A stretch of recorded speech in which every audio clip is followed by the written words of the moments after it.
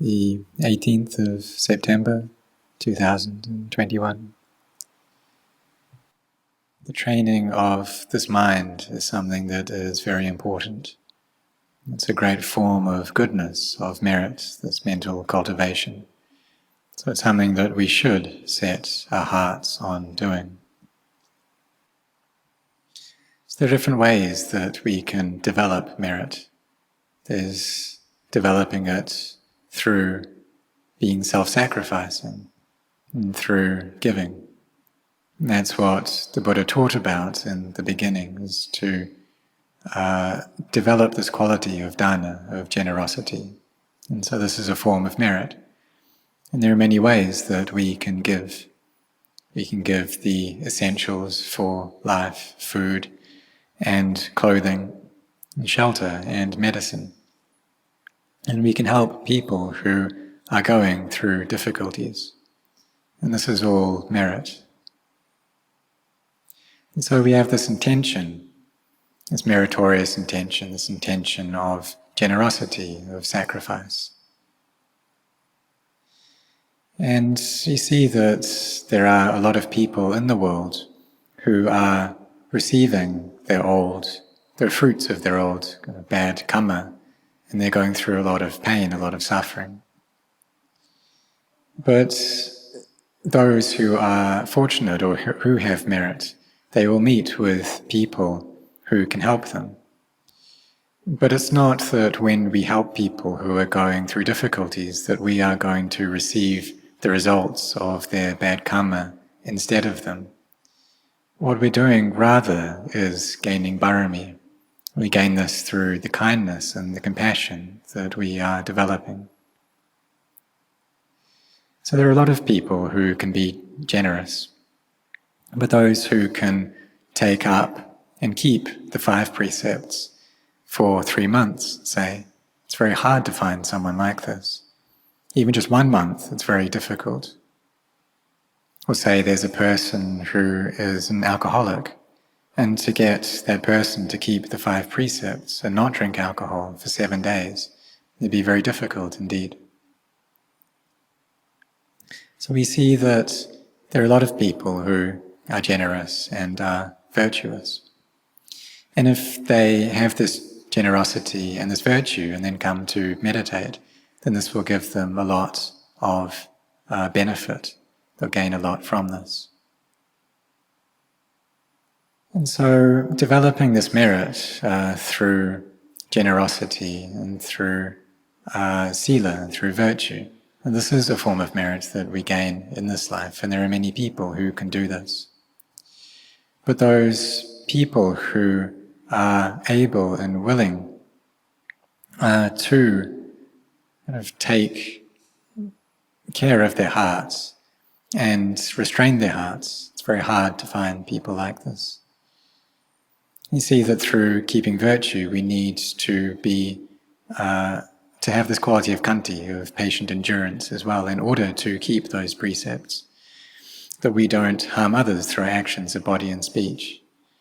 And this becomes very difficult when there's a lot of pressure put onto us.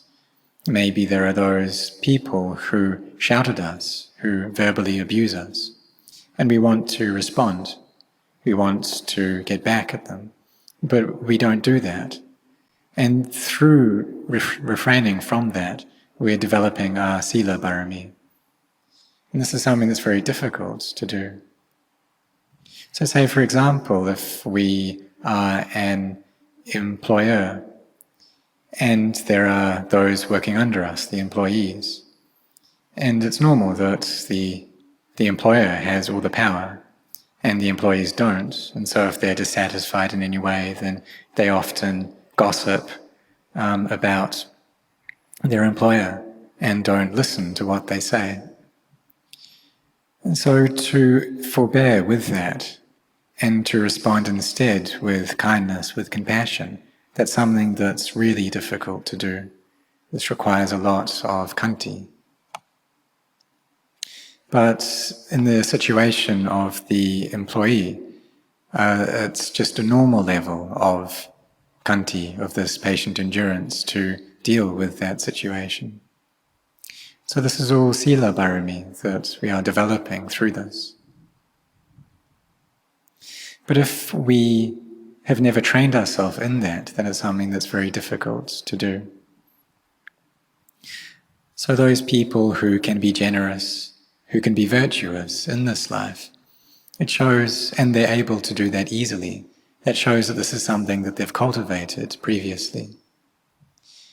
If they're able to take and keep these 5 precepts easily, or on some days to keep the 8 precepts, and that's something that's just normal for them, it shows that they've done it before.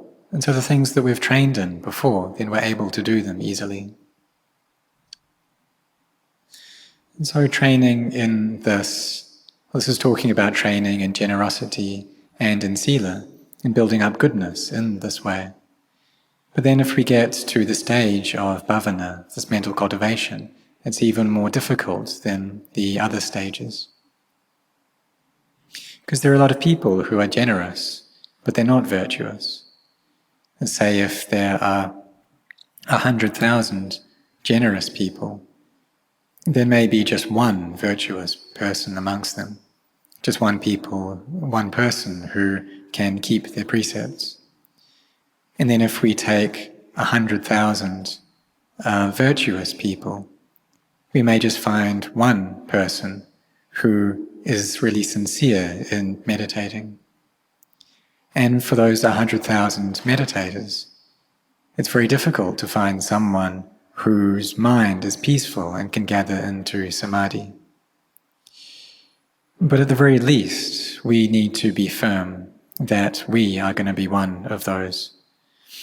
In that 100,000, we're going to be one who can bring their mind to peace. So we should train ourselves in this. And it depends upon our sincerity, on our efforts, on the energy that we put in. So we see that in the world these days, there are 7-year-old children who are able to do many things, who have many skills. And so there may be a child who is able to operate heavy machinery, or just a 7-year-old child who is a programmer. And this is something that's unbelievable, that a child at such a young age can make these programs. But it is possible, and they can do this.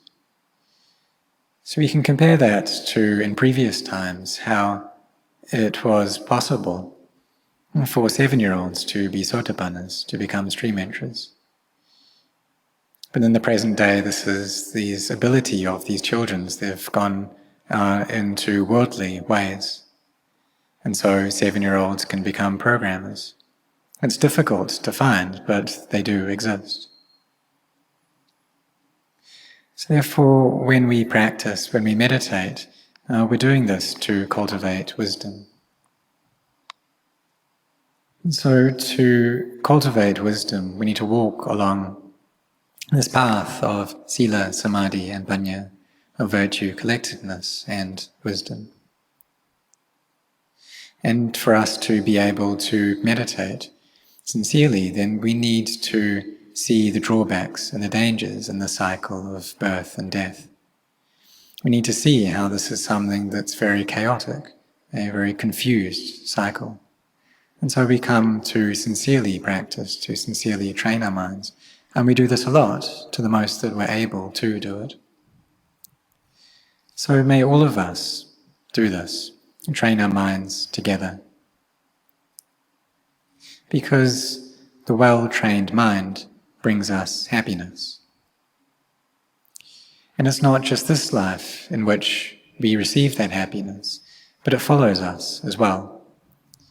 It turns into causes and conditions. It turns into kind of our character, which follows us into the next life. So therefore, in this life, may we be really sincere in this. So perhaps we also have some old karma there as well in this regards. And we may just get this feeling that we want to meditate, we want to practice. So for myself, when I was 17 or 18, about that age, I tried meditating. And through that, my body, my mind became buoyant. And I was able to do that because I saw a very good example. I had one teacher at school who sparked this interest in me. So this teacher, he once got very angry at the students that they weren't listening, they weren't interested in what he was saying. And so this anger flared up, and he even threw the chalk and the duster. But in no long time, he was able to bring his mind back to peace. And I thought this was really strange, that he could go from this very angry state to no anger. And so I then got interested, and I wanted to study this. I wanted to learn how he did this. So I went to ask him, and he said that he trained in vipassana kammatthana, this meditation of insight meditation. And so through seeing this, I was interested to go and talk with him and to ask him how he managed to do that. And so I told my friends about this as well, and the friends said that, yeah, the teacher's mind is quite still and peaceful, but your mind is a different matter altogether. It's not so still. And they were quite right as well, because back then my mind was pretty stirred up, it was quite chaotic. And so I went and I got interested in meditation. I sat in meditation, and there was some peace that came up, but also had a desire to see a nimitta, to have a mental image. And so I stared at a Buddha rupa, a Buddha image, for 3 minutes, and then closed my eyes and wanted to still be able to see this image within my mind's eye. But I didn't see anything. And this is really just something that people who have samadhi already can do, can see nimittas, these images like this.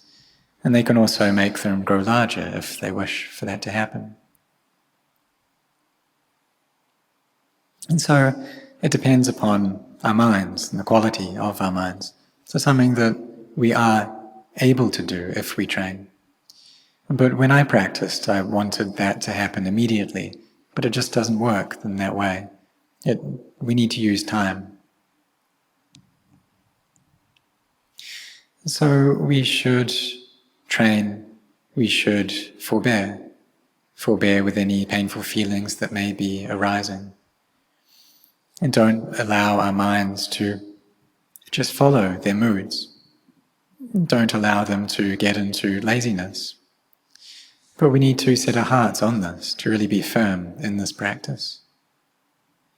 And if we do it like this, it'll give us a lot of benefit, we'll gain a lot from it. And so we've been born into this life as humans. We've met with the teachings of the Buddha. We've met with this path of practice. And Sotapannas, stream enterers, and Sakadagamis, Anagamis, Arahants, they're still here in this world.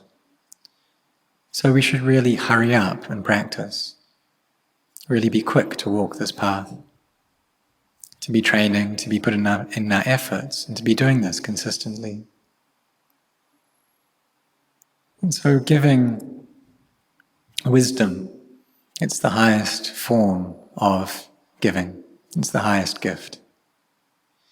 And the taste of the Dhamma is superior to any other taste. In the gift of Dhamma, this is higher than any other gift. And so the monastics from overseas who are able to translate, then this is a form of generosity as well. You can translate into English or into Swedish or Portuguese or Chinese. There are many different languages that we can translate into. So this is all a form of generosity. Really, it's the highest generosity. And something that we should set our hearts on doing, because it gives a lot of benefit. So we should make the determination that through the goodness that arises from this, may we be firm in this path of sila, samadhi and panya. And so may all of you try in this way, try and practice, so that we see the Dhamma, so that we come to know the Dhamma.